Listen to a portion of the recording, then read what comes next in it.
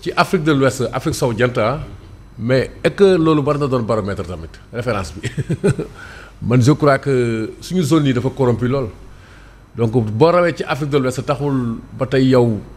nga nekk nu mu tuddati quoi modèle. en matière de lutte contre la corruption je regrette. parce que tey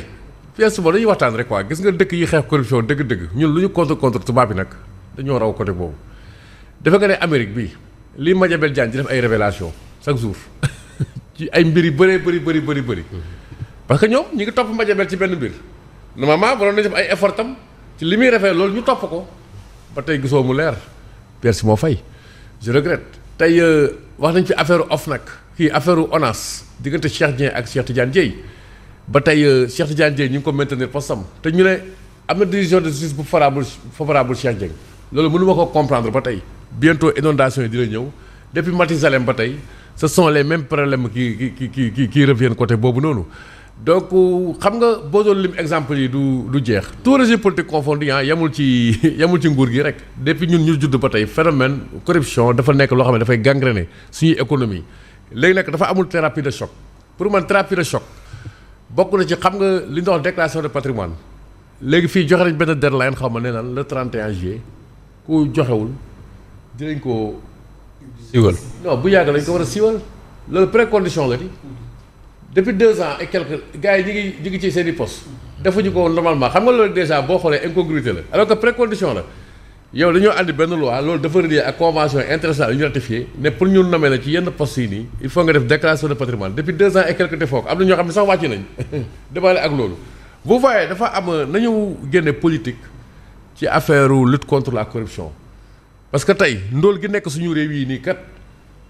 alal di ñu bokk sungu fu njël la kenn waru ko akimoo Pierre Simon Faye mais malheureusement ce qu'on voit mooy parfois régime bu ñëw rek da ngay jël ay ñenn personnes nga jàpp ñaari ñeent rek comme ay bouc émissaire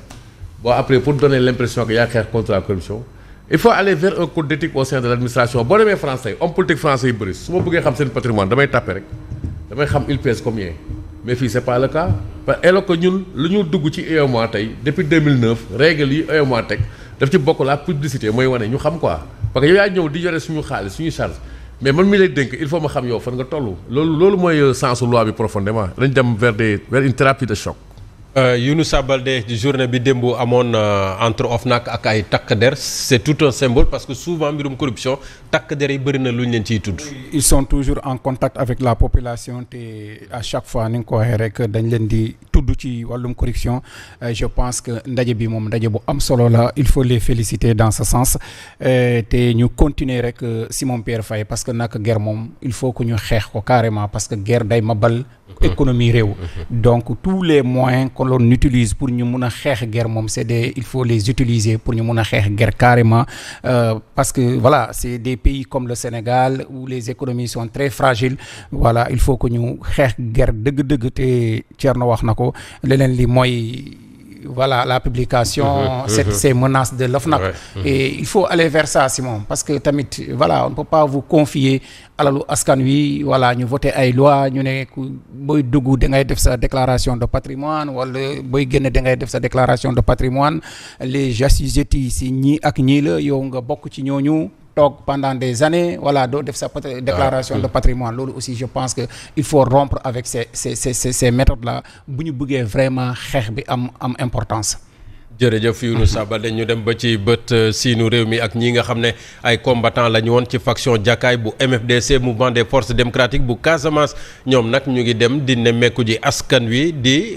leen jéem a yeggee li tax nag ñu taxaw tey ji ngir jàmm mën a am ca Casamance ak ndimbalu ONG bi di Catholic Relief Services ñoom ex combattants yu MFDC yooyee ñu ngi dem ci ay forum ngir waxtaanee ak askan wa rawatina ci département bu Bignona ñetti at a ngi nii ci ginnaaw nag nangoo nañu teg ngànnaay ci suuf léegi nag ñu bëgg seen naatangoo yi nekk ci biir MFDC ñoom tam ñu jël yoonu jàmm seeni badji yor kàddu initiative pour la réunification des ailes politiques et armées du MFDC dénk ay kàddu suy naatangoo ba ca Ziguinchor Abdourahmane Diallo.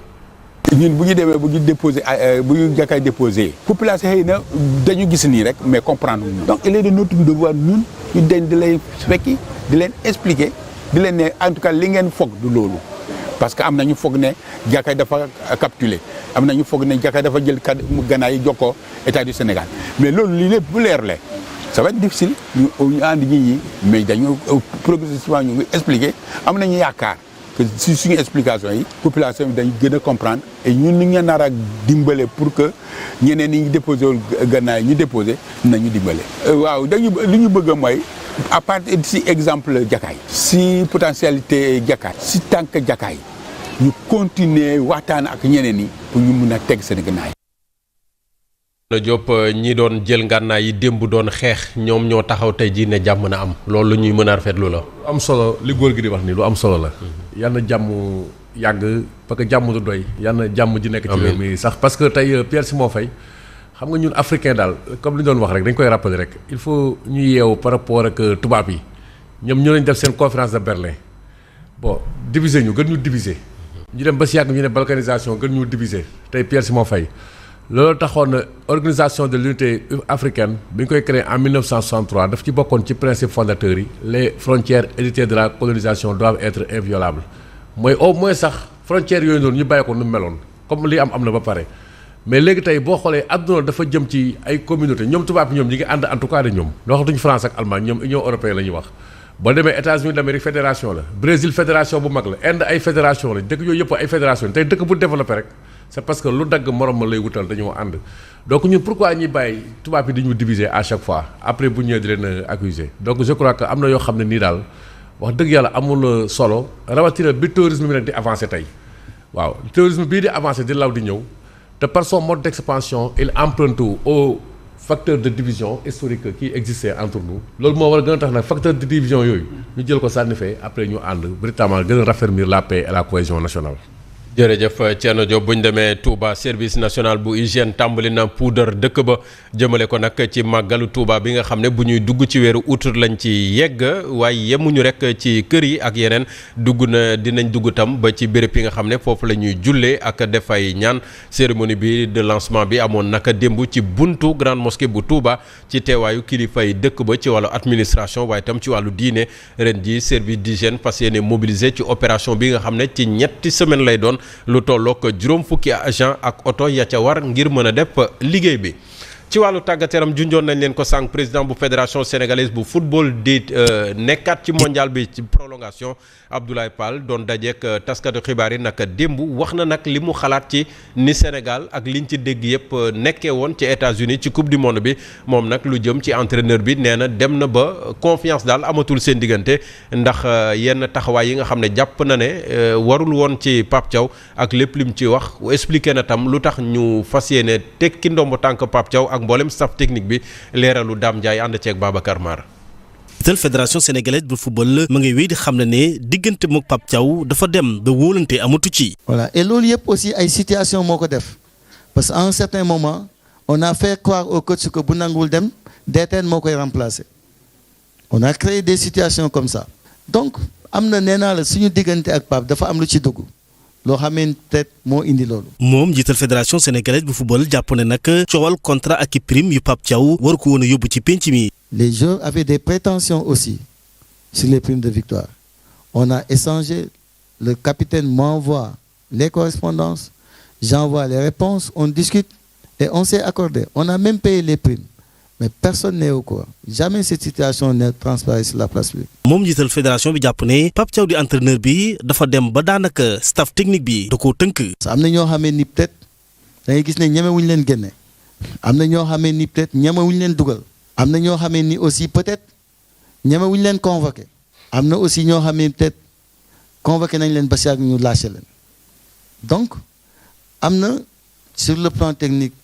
yu xew à l'intérieur. gannaaw ba ñu dàqee Pape Thiaw njiital fédération sénégalaise bu football nag ne amul kenn ku ñu xalaatagum ngir def ko entraîneur waaye Pape Thiaw ci boppam danañ wéy di ko fay fii ak juróom-ñetti weer. muy coow loo xam ne Younoussa Baldé jeexagul de gars yi jóge nañu États-Unis mais coow laa ngi continuer. ci prolongation bi ñu ngi jeexalee fii suñu mondial bi à Dakar mais c'est une grosse déception man de laa ci am quoi Simon Pierre Faye parce que boo xoolee ces 3 derniers jours il y a eu une campagne am na campagne de communication bu diaboliser Pape Thiaw d'une manière catastrophique te Pape Thiaw il n'est pas le seul coupable li am coupe du monde bi autant Pape Thiaw sur le terrain on a tous critiqué ses choix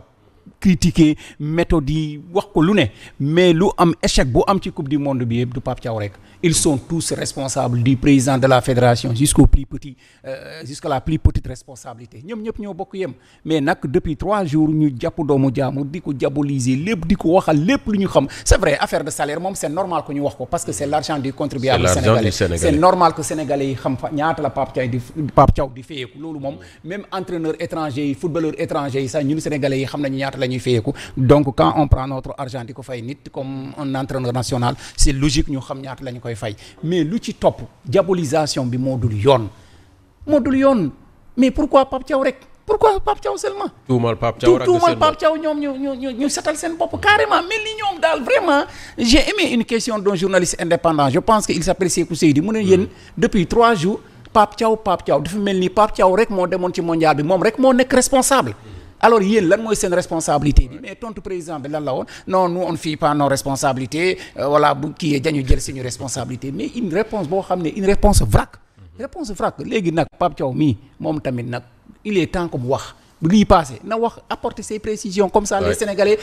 vont faire la part des choses ñu mën a xam comme le docteur Fédior là nu ma ko defee avec un journal de la place Pape Thiaw aussi na organiser une conférence de presse parce que moom c'est fini avec la fête entacher sa réputation pour mu amaat beneen équipe nationale dina jafe lool parce que ils vont ces gens-là seront très prudents pour ñu recruter Pape Thiaw te leneen li ñu fàtte mooy Coupe d'Afrique bii passé Pape Thiaw a sacrifié son image pour le Sénégal d'ailleurs il est suspendu par la CAF ñaata match du 5 matchs lañ ko suspendre il a même sacrifié son image pour le Sénégal loolu yëpp ñu fàtte ko ci mondial bi rek parce que défaite am na problème am na yëpp ñu xopp ko Pape Thiaw je pense que loolu si rafetul ça entre sénégalais ñoo bokk yëm ci échec Sénégal ci coupe du monde bi moo xam la fédération moo xam l'encadrement et même les joueurs parce que président bi wax na ci comportement yenn joueurs yi et même les joueurs ñoom tous ils sont égaux dans cet échec là. ku ci nekk Thierno Diop ci ñaari cadre rek ku ci nekk war a remettre sa bopp en question également. waaw man loolu laa d'accord xam nga man am na lu ma d'accord ak Pape Thiaw. mais ku wax dëgg rek maccam ndimb la am na lu ci neex am na lu ci naqadi. démb neexoon na. donc te malheureusement prof du gërëm ñamu daaw nag loolu war ta demee noonu daal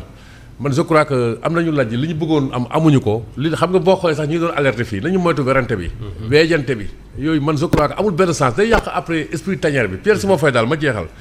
football Sénégal yàgg na am crise bi ñu jógee ci crise u année 2000 yi ñu teg comité de normalisation xam nga dañu koy fàtte ne lii lépp ni comité de normalisation moo ko andi mooy président de la république ba woon wala autorité yi dissoudre nañ fédération bi fi nekkoon ñu andi comité boo xam ne bind ay texte professionnaliser club bi loolu moo andi ay Sadio Mané moo ñu andi embelli bu ñu am ni yëpp ay booy bëri jógee ci club yeeg yooyu noonu club professionnel yi fii tamit comme am na lu am crise nañu tëju ci néeg ñu waxtaanee ko autorité yi mag yi jël ay dispositions yi après ñu dem mais xam nga lu bon daal mooy warante bi parce que bu yàggee vraiment dafay yàq esprit bi quoi nag bu ñuul boo ci amee même weex sant yàlla jël nañ coupe d'Afrique jëlati coupe d'Afrique léegi nañ defarwaat rek après mais comme disait Gérald Houllier quoi ancien entraîneur France mu ne quand on perd quand on gagne c'est tout le monde qui gagne mais quand on perd il y a que l'entraîneur qui perd malheureusement. loolooy logique gu football malheureusement jërëjëf Thierno Diop jërëjëf Younoussa Baldé xam naa bu suba incha allah ñu dajewaat fi. ñu tëjee xibaare rek ak démb gis ngeen ko Abdoulaye Fall président bu fédération sénégalaise bu football bi muy wax ak taskatu xibaar yi daanaka ne dafa jàpp ne médecin bu équipe nationale bu football gynécologue la wax jo la nag boo xam ne neexut docteur Abdourahmane Fédior moom mu jàpp ne kàddu yi ñàkk a xam la te ñàkk a xam nag waroon na laajte en tant que président fédération ndax moom bëri na jaar-jaar ci footballu Sénégal dégg ngeen ay kàddoom ci xibaar yu nasaraan si ñu di leen di gërëm di leen sant li ne woon xibaar nga xam ne moom lañ leen indiloon naka tey ji ci suba si ñëpp ñu ci doon gunge ci kanam tuuti nag waa suba teel dinañ fi teew ak waa yor